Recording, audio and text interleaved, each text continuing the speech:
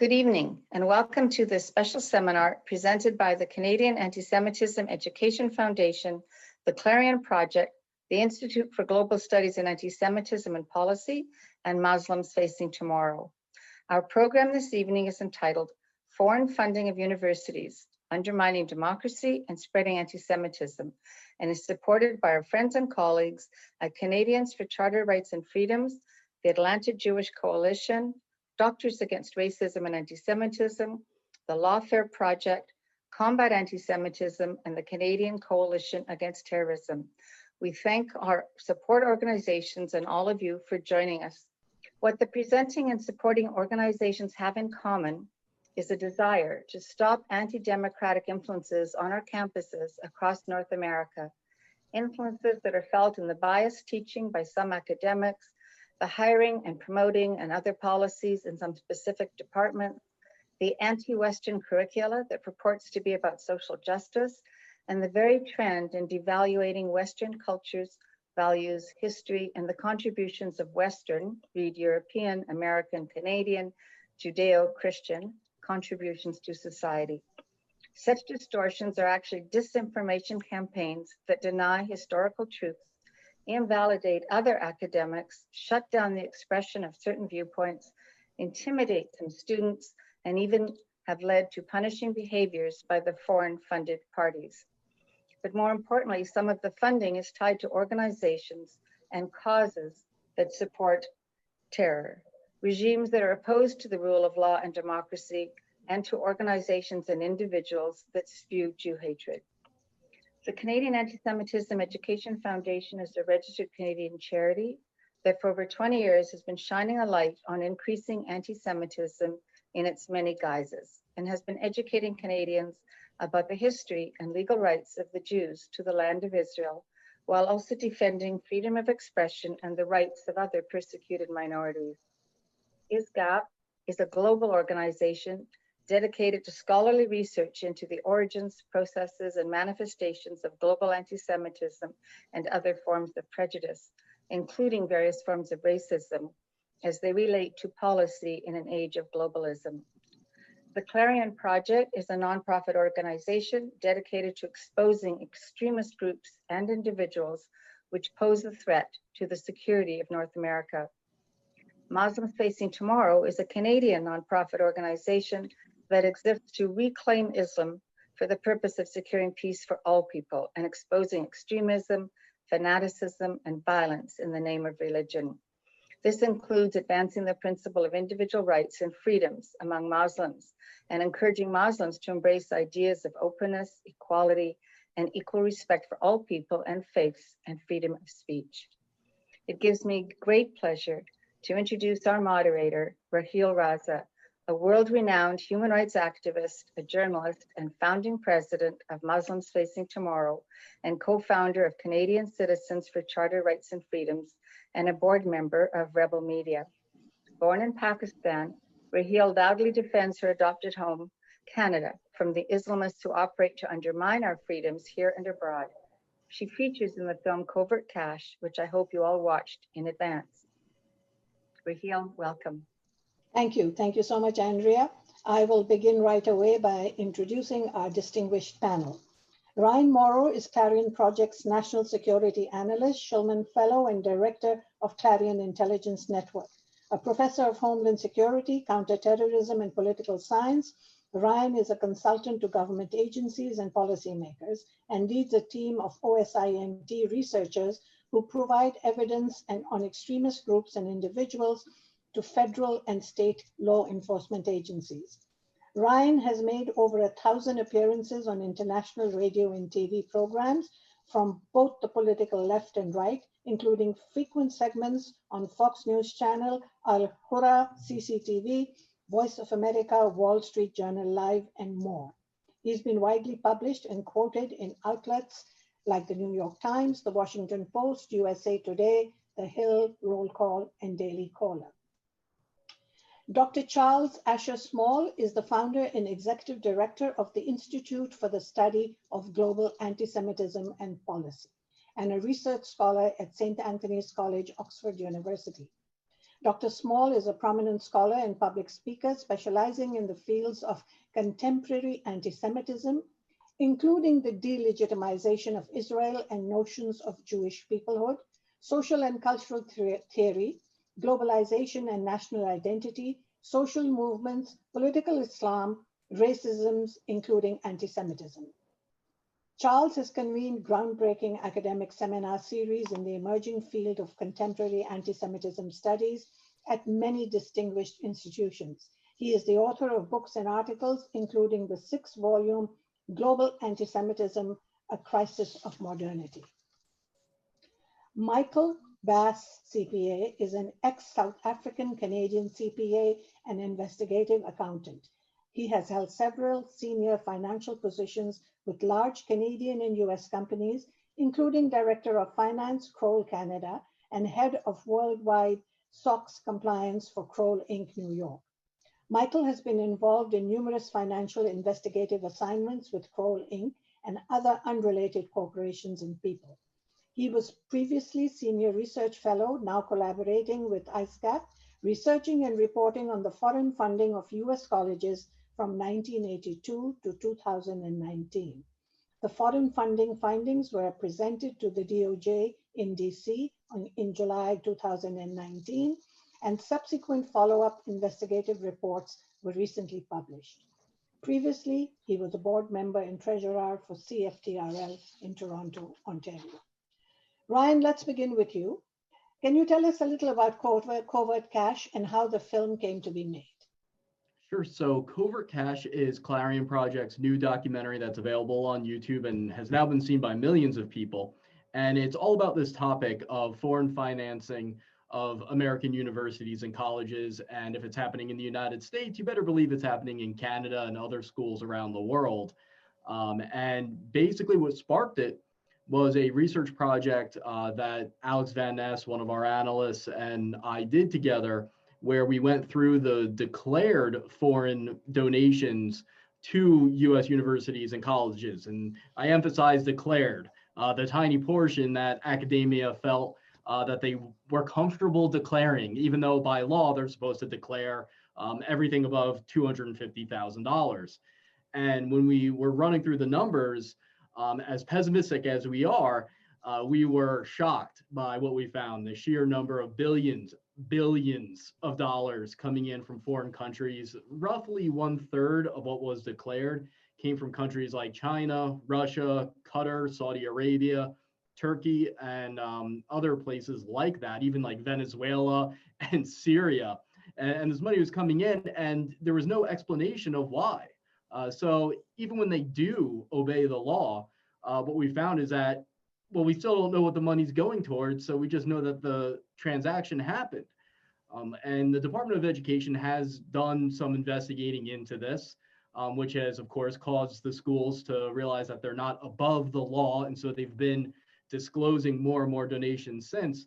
But according to the Department of Education, which calls this lack of transparency a black hole, only about 300, actually less than 300, of the approximately 6,000 schools in the United States obeyed the law. Now, maybe I'm just a jerk when I think this way, but I feel like schools are good at accounting. Anyone who's had to pay tuition and deal with student loan debt, they know that the schools do a good job of following their numbers. And they also have lawyers.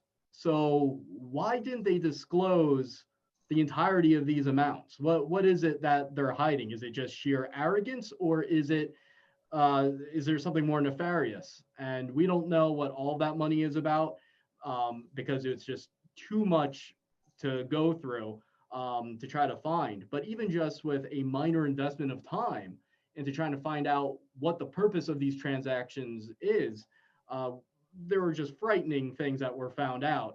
The most commonly known would be the Confucius Institutes, which are basically a propaganda and spy base for the communist Chinese regime that have been established on over 100 college campuses in the United States. And that's with the communist Chinese government openly saying, hey, this is part of our propaganda battles. And it's just the fact that the United States is ignorant or reckless or too politically correct, whatever, that we allow this to happen. We allow them to just walk in through the front door and funnel money into the universities in order to wage what they acknowledge is ideological warfare against us. It's really shocking. And so we're hoping that this results in change coming from pressure from the Department of Education as is happening, but more importantly, that people get involved and demand answers from their schools, because after all, you're the customers. Remember that. These schools may act entitled and like they're above the law, but they're supposed to be catering to you. You're the clients and the customers. Thank you. Thank you, Ryan. I'll come back to you with the follow-up questions. Meanwhile, Charles, what was behind the study conducted by ISCAP to identify foreign funding, and to whom did you present the study results? So thank you, and I'm honored to be here, and thank you, and thank Andrea for organizing this event. And I know there's a lot of people attending, and many organizations were involved in this. So I think it's wonderful, and I'm honored to be here. So if I can start off with one statement, and I know there's over 250 people watching. If people can take away one thing, the attack on Jewish people. We all know that universities have become a purveyor of anti-Semitism. Our children, our grandchildren, students and faculty know that this is becoming a hostile environment. And perhaps, as Natan Sharansky said in 2003, the universities are becoming the front line in the struggle against anti-Semitism globally.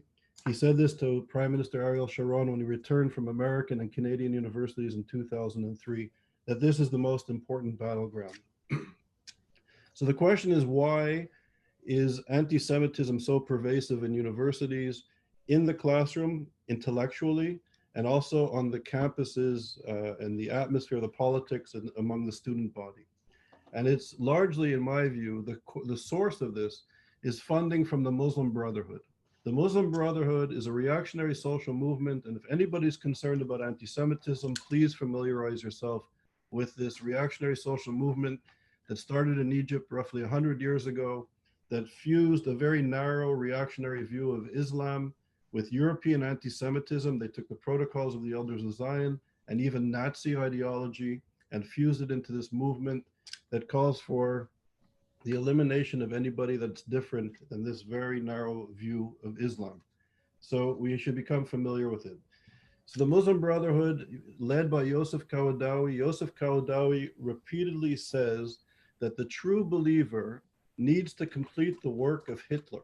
The true believer needs to finish the work of Hitler. Yosef Qaradawi, the head of the Muslim Brotherhood, started Islamic studies at Oxford University. He was the founding director of the Board of Trustees. The Muslim Brotherhood has infiltrated American universities for many decades. In fact, a stronghold was in American universities going back to the 1950s and 60s, when exiled Egyptian intellectuals ended up in American universities.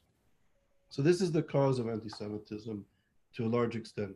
We came about this project by mistake. I was running a research center at Yale University. It was the first research center in the history of North American universities that dealt with anti-Semitism. The fact that it took until 2006 to establish such an institute at a North American university should be a study in and of itself. Why did it take so long to create the first center at a university on anti-Semitism in 2006? To make a long story short, we were closed down in 2011, despite having an amazing group of people producing articles, conferences, symposiums, seminars. We were a very vibrant, successful institute, and we were closed. And for the first time in the history of Yale, the center was closed, and the academic review, the review committee's report on our work at Yale, was deemed classified. This was the first time in the history of Yale that an academic review committee of an entity was deemed classified. So none of the scholars, philanthropists, administrators ever saw the content of this report. I went to Stanford University in 2012. I was offered a fellowship there at the Hoover Institution. I was there as a Corrett Fellow. And one evening, by mistake, I was looking through emails, and I found an email written by a man named Charles Robin Hogan. Charles Hogan was very antagonistic to us. He was a vice president of Yale when I was there, and very antagonistic to the Zionist, fascist, apartheid entity that we were running at Yale, studying anti-Semitism around the world, including the Middle East. So I never checked him out. One night I Googled him a year after we were closed. And I saw that he worked for a pharmaceutical company in Cambridge, Massachusetts, that was owned by a man named called Ben Mufaz. And Ben Mufaz sued Yale over a book by Matthew Levitt that Matthew wrote about Hamas. And they settled out of court. And 3 months after they settled out of court, the vice president of this pharmaceutical company, Charles Hogan, became the vice president at Yale. We should remember that the owner of the pharmaceutical company owned companies and chemical companies in Sudan, for example, that was bombed by the Clinton administration for supporting terror. He is a known terror financer. So Charles Hogan comes to Yale. He hires a woman called Aletta Wegner. Aletta Wegner worked for a man called Ella Moody. Ella Moody went to jail for 20 years. He was connected to the Clinton administration. He's in jail for 20 years for running guns. So I do social theory and philosophy. And in about 30 minutes of Googling, I found all these connections, the Arab Bankers Association, different foundations, and all sorts of funding going to universities. But I didn't understand what I found. And I started going to experts on counterterrorism and terror financing in the United States, in Israel, people, scholars that I really respect. And I said, is this anything relevant? Because I really didn't understand completely what I found. And to make a long story short, it was clear that I found the tip of an iceberg by mistake. And I started working with scholars in Israel and North America. Michael played a key role. He joined our project, I think around 2014 or so, if I'm not mistaken.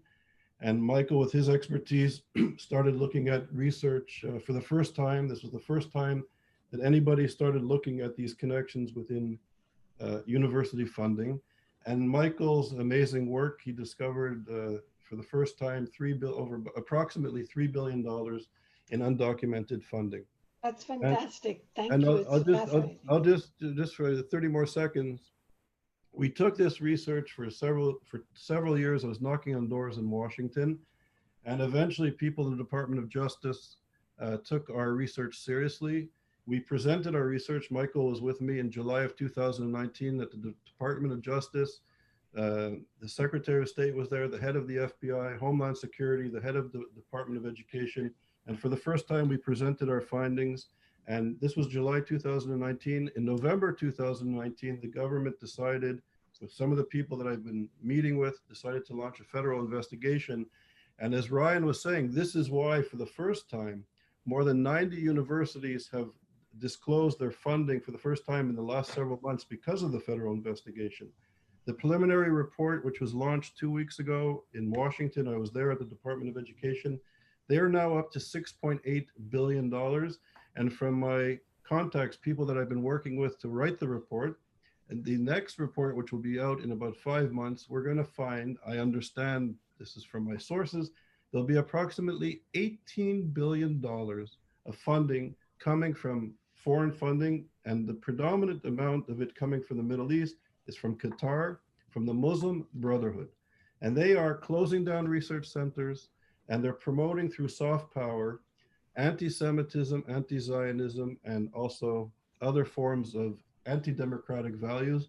And this is why our departments, our education, they fund publishing houses, they fund scholars, they endow chairs. And this is why when our young children go to university, they come with a very problematic view of Jewish peoplehood, of Israel, and of some of the problematic matters that confront our society, anti-democratic values.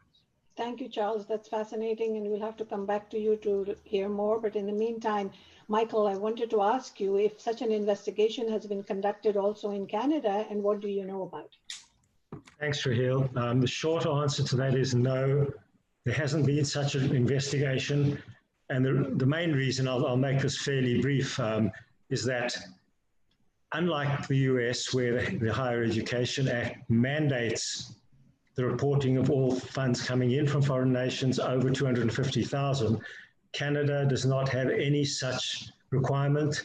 So there has not been any reporting of this kind of thing at all. There are sources. The US has a lot more sources, and they are public sources. And naturally, the Department of Education reports contain the bulk of the funding I was able to go through 990s, which is the tax returns that certain corporations, certain universities have to file. But in Canada, apart from Statistics Canada, which has just global figures, and they are small figures compared to the US, but they're still important, there is no source in order to get this information and do an investigation. It is needed, and I think this is going to highlight the fact that Canada, and something coming out of this hopefully will be that Canada will try at a province level, unlike the US where it's at a federal level, the reporting of all funding from foreign nations, especially those that are hostile to our values and our ideology. Thank you so much. As a Canadian, I find all this of great concern, and I'm glad that we are talking about it. Ryan, you had mentioned in your introduction that the Department of Education's investigation went along, but could you briefly tell us who ordered this to be done, the Department of Education investigation in the US? Well, I don't know the name of the specific official that actually said, hey, go do this. But there had been some reporting going on preceding the public announcement of these investigations, after which, as the others alluded to, the schools decided, hey, maybe now's a good time to obey the law. And then suddenly they started declaring these donations, billions and billions of dollars worth. And then obviously you can look at their forms that are revised, compare them to the ones that the declarations that previously happened, and you can see what they chose not to declare. And it can very often tell a very interesting story there, or be a clue as to what that story is. For instance, if a school, through those identified omissions, declared a bunch of money coming from an ally of the US, but then somehow forgot to declare the money coming from communist China, then that's kind of damning. And it makes it of greater concern. There is a parallel investigation going on by the Justice Department targeting Chinese influence, specifically illegal financial dealings with professors. The most prominent one being Dr. Charles Lieber, I believe it was at Harvard. He was like the top chemist in the United States, and it turned out that in addition to the tons of money he was getting, grant money from the US government, this wasn't like a poor guy. He was getting tons more money from the communist Chinese government and illegally not declaring it. And it was helping them with a lab. And so that's part of not just influence. I mean, certainly there's influence there, but espionage. And as everybody knows, it doesn't have to be espionage targeting explicitly military technology, because where does military technology come from? Non-military technology and knowledge. So they can succeed in getting professors, and there's been a number of them arrested across the country at this point. Now, some people may hear that and be overly comforted, say, all right, well, there's an investigations into the failure to disclose this funding. Schools are coming forward now. There's some efforts on parts of members of Congress for greater transparency, which I still think are inadequate, but it's an improvement. The Justice Department's arresting professors who are getting this Chinese money. Don't be comforted by all that. Because the problem is so massive, I don't know that the US government even has the resources to put, to really get a handle on all of it. And it only includes a portion of the money that's coming into universities and colleges. So for example, if the Muslim Brotherhood front called the International Institute of Islamic Thought, which gets a ton of foreign funding, but is a domestic US-based nonprofit, sends millions of dollars to a school, as they are known to do, to fund specific Islamic programs and professors, is that required by law to be disclosed as a foreign donation? No. That all happens and it won't show up in those files because it's coming from an American group. Where's that American group getting the money from? Foreign sources. So the numbers that we're talking about here is really the funding that's just coming in right through the front door. The stuff that's a real slap in the face, saying to you Americans, hey, you are so reckless, you're so stupid, that we can come in and we don't even have to hide some of it. The universities may hide it, but for a lot of those foreign countries, it's like not really hiding it. Now, if you want to be craftier and you want to set up fronts in the United States, that's something else you can do. And we have even less transparency surrounding that. So I I would caution people to, yes, cheer the success that's going on, but understand that it is a massive problem. And there's a myriad of ways for our adversaries to influence the next generation of students. Thank you, Ryan. Michael, while you were investigating this issue, what sort of issues did you encounter along the way while trying to access information, and what are the most important findings you identified? I'd have to go back a little bit on this briefly. I started collecting reports. The Department of Education would issue a report twice a year. The reports would not stay up once the subsequent report was published. So for anybody to really gather these over a period of time, very difficult, and they always covered a 6-year period. So there were segments that were being looked at by various groups that were publishing reports and looking into it. I managed to obtain in 2013, the very first report that I got, which took funding back to 1986, all the way up to 2013 and the 5 years after that. So I've kept on updating that report every time a new report has been issued by the department. And at the time we went to Washington in July last year, the overall total that had been reported, as Ryan had mentioned, not what was actually happening, was 15 billion. At the moment, there was a report issued 2 weeks ago. 2 reports came out 2 weeks ago, the latest. I've incorporated those. We're now up to $27.5 billion of reported funding.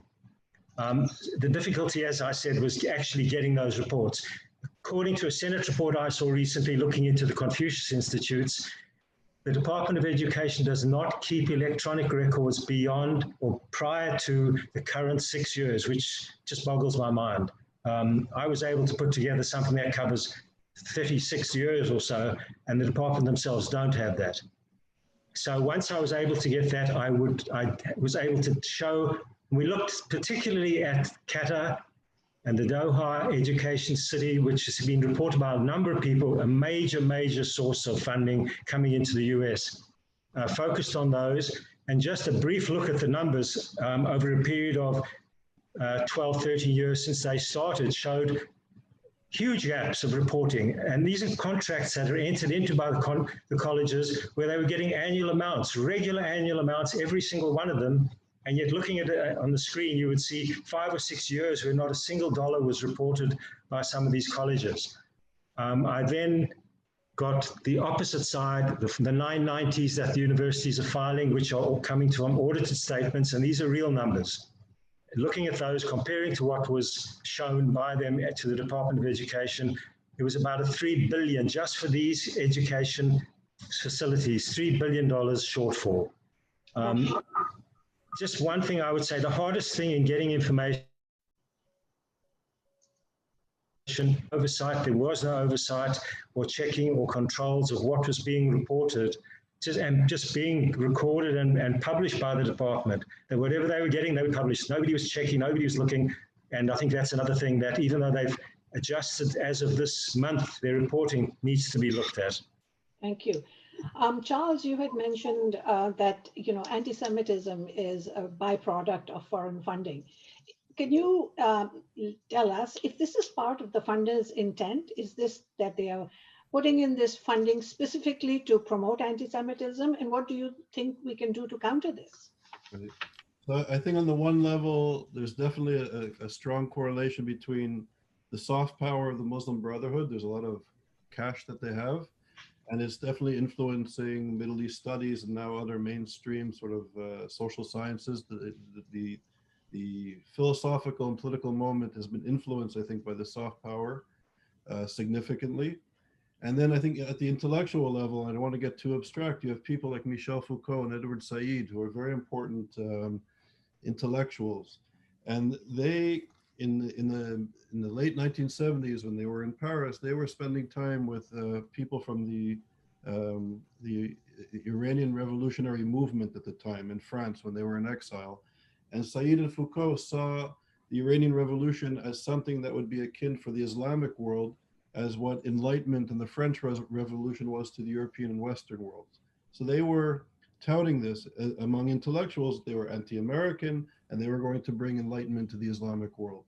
So there's a whole sort of blind spot intellectually to the contradictions that were taking place in the Middle East and in other Islamic countries, how minorities were being treated, how women were being treated, how gay people were being treated, and how anti-Semitism was at the core of this sort of reactionary social movement. So we have the intellectual side going on, and I think in the name of anti-Western hegemony, you have Islamists, and sort of the radical left and the radical Islamists, the Red-Green Alliance, which has an influence, a strong influence, if not a dominant influence, in academia today. So we have this intellectual movement that was sort of funded in a way through soft power by the Muslim Brotherhood. And I think this is happening intellectually. And we did a report last year on the Students for Justice in Palestine at American universities. And we know some funding is coming into it. The Students for Justice of Palestine came out of the Muslim Student Association. The Muslim Student Association was a direct connection to the Muslim Brotherhood. It was the Muslim Brotherhood and American universities. And so the funding is coming into these movements. And again, the students, the progressive, in quotation, students are aligning themselves with the Students for Justice in Palestine. And we also know that elements, not the entire thing, and it's a very important thing to know, there's the organic Black Lives Matter, and there's an organized Black Lives Matter, and there's a strong connection with the Nation of Islam, Louis Farrakhan and his crew, the Students for Justice in Palestine, and the radical elements in the Black Lives Matter. And this rhetoric of anti-Zionism, anti-Israeli politics, demonizing Jewish notions of who they are as a people, this has become mainstream in the discourse in universities for a generation at least. And now we can see we remain silent on the anti-Semitism at universities. We remain silent in the demonization of Israel for generations. And now we see the discourse entering into the most important halls of power and of governance in the United States, in the Congress, in the Senate, in the media of record. This type of systemic, and I'm choosing my words carefully, systemic anti-Semitism, particularly in the United States at this moment, the radical right, the radical left, and the Islamists, is extraordinarily problematic. And it's time that our community, the Jewish community, unites. And I think people who are concerned about human rights should see this as a threat. Elie Wiesel always taught us that anti-Semitism begins with Jews, but it never ends with Jews. That once this form of hatred is unleashed upon society, it does not know any bounds. And we've tolerated anti-Semitism for far too long, and we can see the erosion or the attack on the democratic center, and it's deeply troubling. Thank you. Thank you, Charles. Michael, when you were doing your investigations, who did you find to be the biggest funders from foreign countries into American universities? Well, Qatar, for a start, is obviously the biggest. About 3.9 billion has been reported. About another 1.5 billion that I've been able to identify hasn't been reported. And there's, as Ryan was saying and Charles saying, there's got to be a lot more. China, 1.8 billion. Saudi Arabia, 1.7 billion. And a bunch of others. I can give you a number that the top colleges, the top nations, of the 27 billion that have come in so far, about 56% of it has come from just 14 nations. And some of them, like Bermuda, for example, and that was not even correctly allocated or reflected, are not something we'd be concerned about. But those ones mentioned, Qatar, Saudi Arabia, United Arab Emirates, they total about 6 billion. You add on China, it's close to 8 billion just from those 4 or 5 nations. Okay, thank you. Well, Qatar has been on top of the list for a very long time. Yeah. Ryan, with the investigation that you did for Clarion, can you tell us how your information has been shared and if it is being accepted by government authorities? Sure. Well, like the others were talking about, the Department of Education is doing an investigation. They shared information with the Department of Education and the Justice Department to help get that going. Certainly there's people on both sides of the political aisle that Clarion Project talks to and shares information with in regards to this type of thing. And, you know, beyond this as well. But if I could, there's one quick microcosm that I think is worth sharing. Because those who are skeptical and watching this will say, oh, well, what's the money going towards it? Like, to give you a really specific example of something that happened in the United States, there was a huge transaction from Qatar to Northwestern University, $340 million. And it was specifically part of the journalism section of the school. And so we're looking to try to see, just basically by random, what that was about.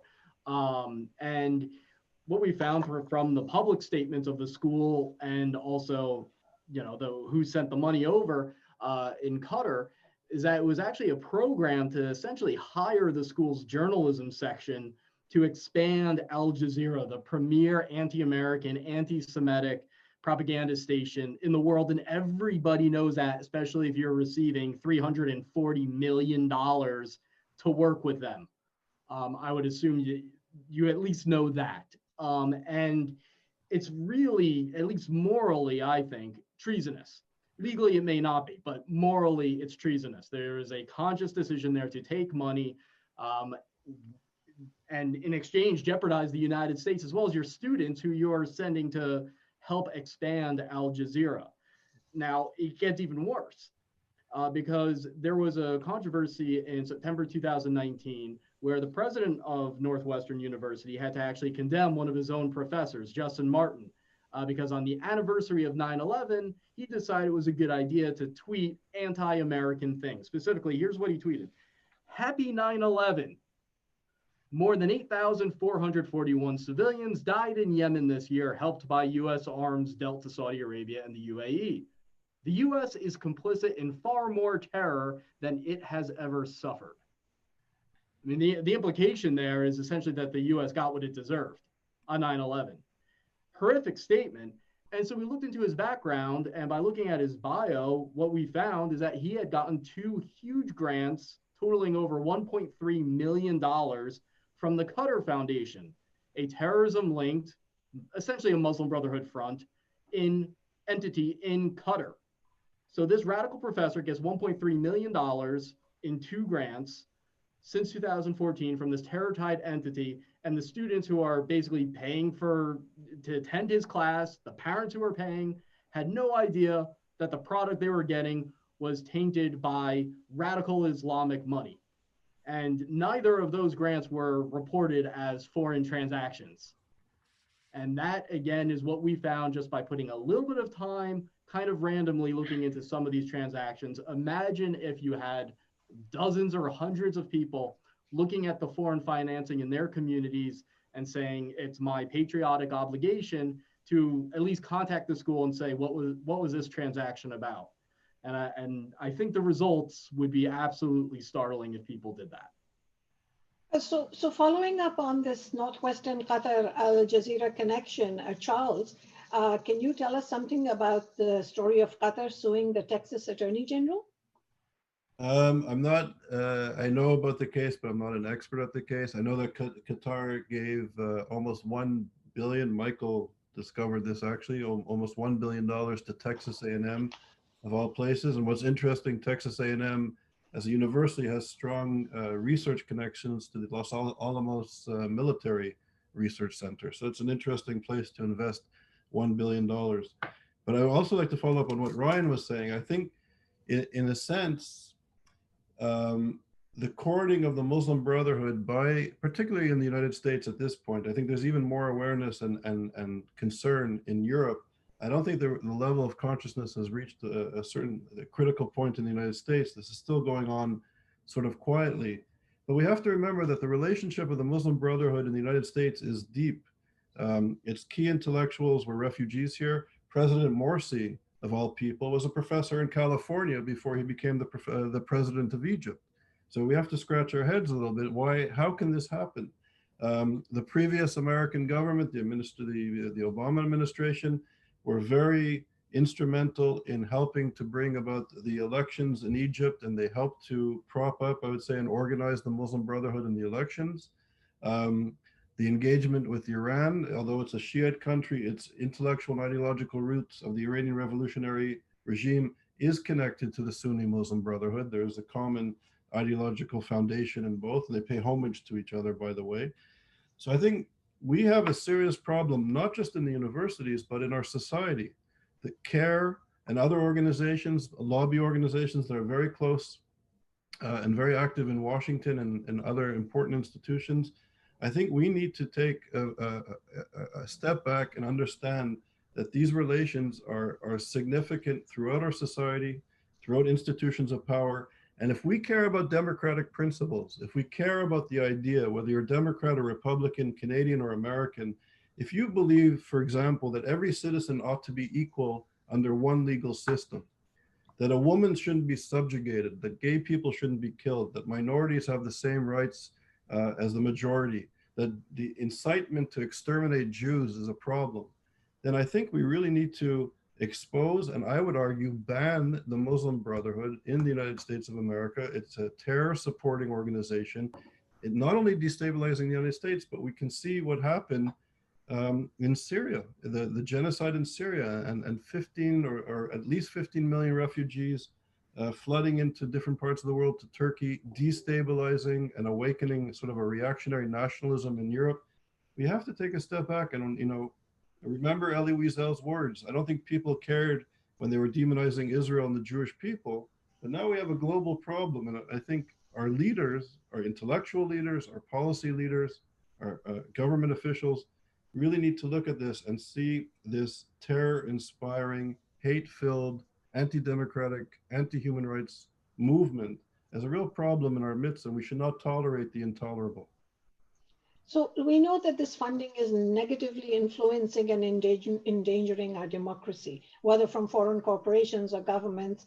The question that I would like to ask is how and why has this been allowed or caused to occur in the US and Canada? And I'd like each one of you to briefly comment on this. We'll start with you, Michael. Why has this happened? Thanks, Raheel. Canada, I have no idea why it's happened. There's been obviously very little attention paid to it, and there's been very little publicity of what's been going on. The US has a ton of publicity, and there again, why with so much publicity has it been ignored? I really don't know. If I can just point to one thing which none of us have mentioned yet, the Middle East study associations, many of whom were funded by Saudi Arabia and Qatar, are hotbeds of anti-Semitism.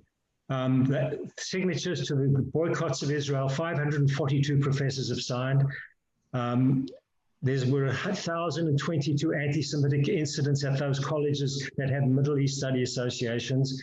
Again, these things have all been reported, but for some reason, there hasn't been the will. I would say personally, just as a quick answer to this, the funding has come in as influence funding, and it's kept the administrations quiet and prevented them from taking the necessary action to enforce codes of conduct and just basic principles of justice towards Jewish students and other minorities, especially Jewish students. So I think it's a serious problem, and it's not being addressed because they've been paid virtually to say nothing, do nothing, look the other way, and that's unfortunate and it's shocking. Ryan, would you like to comment on this and also tell us briefly how this information is going to be disseminated to the American public? Sure. So the best way people can share the information based on what we've done, at least, is covertcash.com. So we've released the documentary out on YouTube. It's free for everybody. But if you go to covertcash.com, you can not only watch the film, but also access the data, and then that will help wake people up, because when you give it that local flavor and you say, well, this is what's happening in your backyard, or this is where your child is going to school, it just makes it a completely different thing, especially if you're paying for that education. It makes it just downright offensive. As for why nothing's been done, I think for some people, they've accepted it as a fact of life if they know about it. In the various issues we grapple with, maybe it's not the number one issue.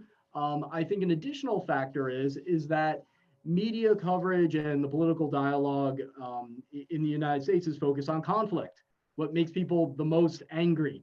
Now, if you talk to a progressive or you talk to an ultra conservative about this issue, their reaction to this topic is going to be pretty much the same. None of them like it. There is bipartisan support for doing something about this. There's different ideas in Congress. I've never come across anyone saying, how dare you raise this? And that is kind of what the problem is. When everyone agrees about something, it tends to get pushed off to the side because it doesn't get much attention because they're not screaming at each other and demonizing each other. And so that's why something very common sense like forcing the schools to disclose all transactions or lowering the amount instead of saying 250,000 and above. I personally think that we should change the law so that they have to supply at least a few sentences about what that transaction is for. I think every single taxpayer has a right to know that, and the schools should be criminally held liable if they don't follow a law like that.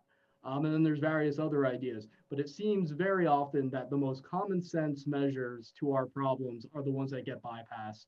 And I think that's largely due to the media political environment. Charles, I'd like you to comment on the same issue, but also, do you think that while in North America we are facing this huge crisis, do you think that Europe and UK are facing similar issues?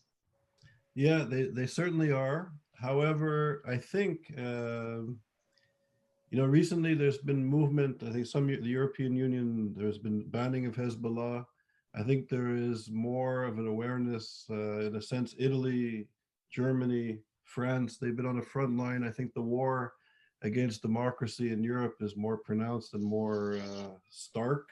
And sometimes when you're in a state of conflict, there's a clarity in that. So I think some of the policies are encouraging coming out of Europe.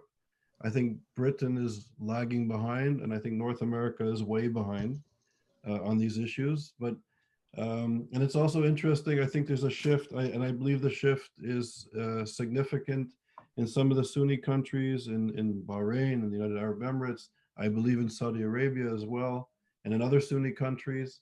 There's a shifting. I think there's a great concern about the threat of Iran, and also of the Muslim Brotherhood. And I know the Saudis did a security assessment about 3 years ago, and they thought they would only have 5 years left of stability because of the threat of the Muslim Brotherhood on the kingdom. So I think there's a shift, and I think this is why they're making a rapprochement with Israel.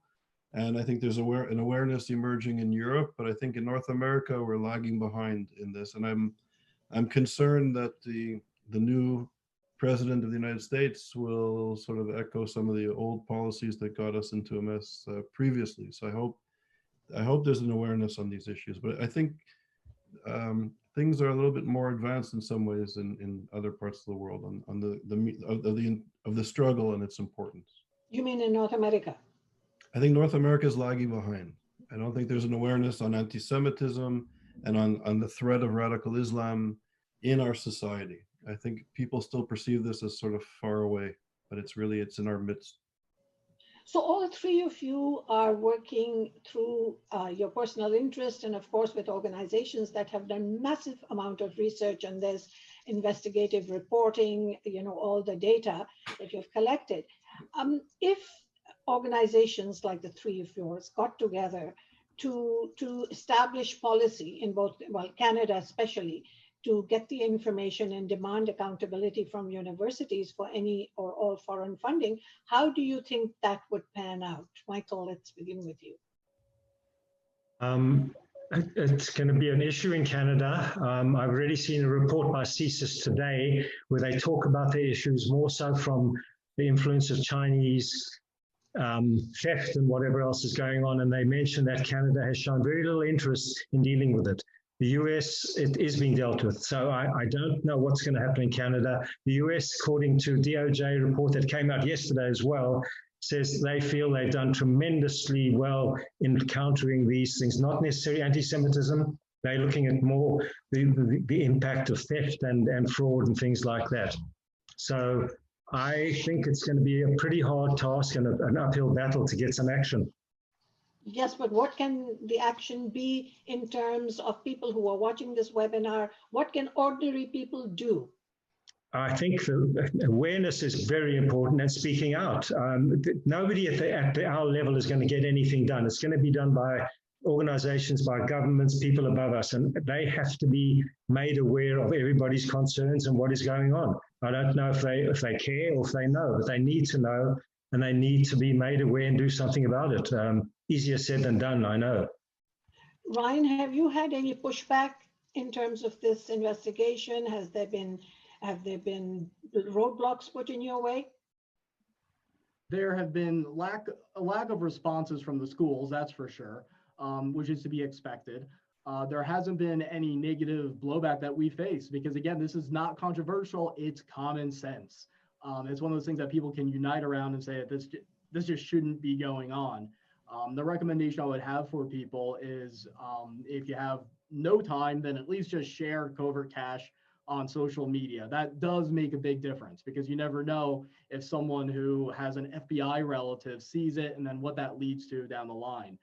Many times you don't know what an impact you have. But if you have a little bit of more time but still minimal, just reaching out to a university, their media office, and saying, I would like, as my child went there, or as a member of the community, I'd like to know what this transaction is about.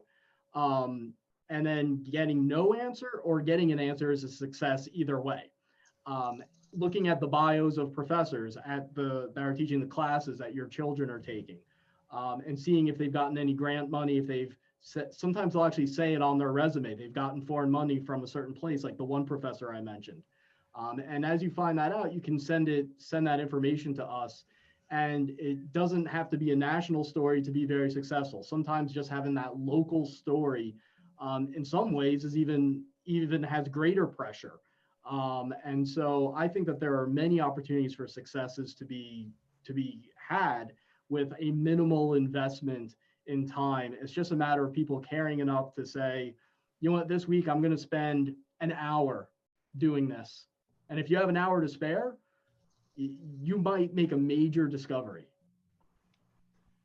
Right. Charles, do you think that mainstream media is covering this issue well enough, strongly enough, so that the masses can understand what is happening? Because it's the future of their children that is at stake here. No, I don't think they are. And I think, just going briefly back to your question on policy, I think the fact that, I stumbled into this project and we were able at ISGAP to assemble some amazing people to work collaboratively on this project for many years.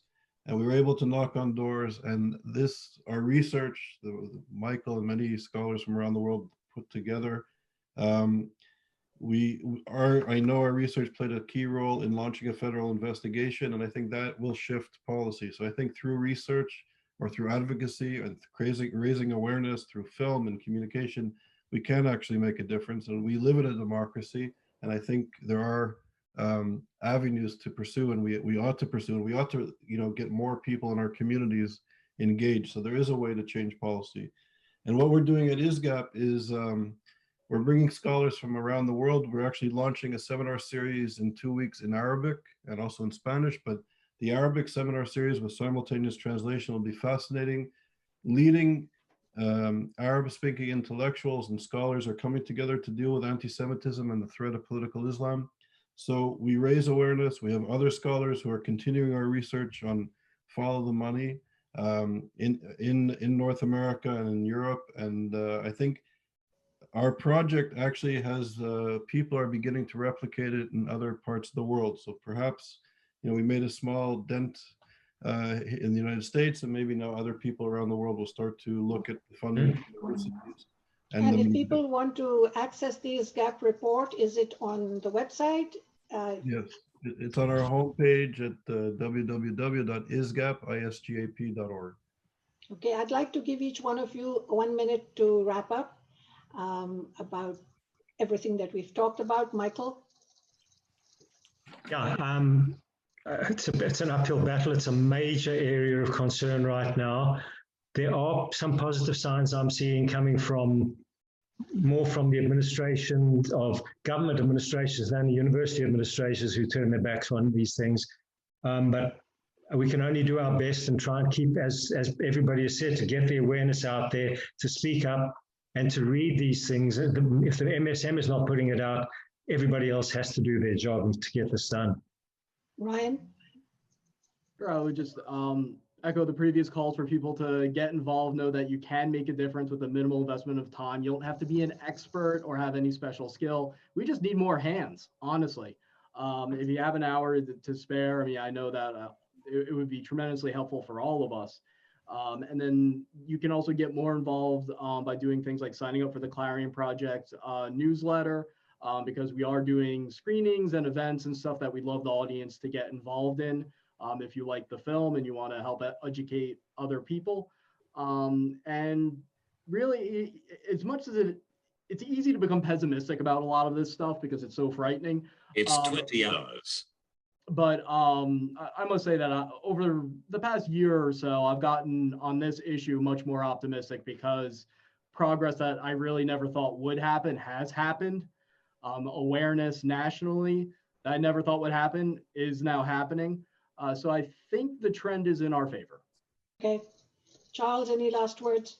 Yeah, just briefly, I would say in 2003, Elie Wiesel said in Canada, actually in Ottawa, that he was very concerned that we were living in a time of great urgency because of the rise of anti-Semitism. And he stopped and he corrected himself and he said, no, we're not living in a time of great urgency. We're living in a time of a great emergency. He was never so terrified by the rise of anti-Semitism since 1945 at the end of the Holocaust and the Second World War as he was in 2003. And we know today in 2020, the situation is more concerning and more difficult.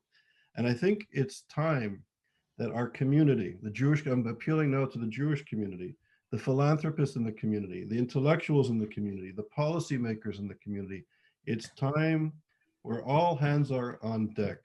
How can we send our children and our grandchildren to get an education that teaches them to hate themselves or permits the type of anti-Semitism that Michael was just speaking about? How is it that we build buildings on those campuses and spend tens, if not hundreds of millions of dollars in donating to those universities when we don't speak up about this profound injustice that's taking place, not only on campus, but in the classroom, what we're learning? And I think it's time our community and people who are concerned about human rights take a stand. And if the community is united, there's not much that will stop us. I would add to that every single person who is watching this should definitely spread the word, get the facts and figures, get the reports, send them out to everyone they know. You have all been extremely informative, and thank you all so much. I will hand over to Andrea for the wrap. Thank you so much, Raheel. That was wonderful. You've done a marvelous job of moderating, and I thank the panelists for their time and their preparation, and of course, all the research that they've done. It's been eye-boggling, mind-boggling, and eye-opening and overwhelming. And I appreciate the context in which Charles framed it also, that we're in a time of emergency.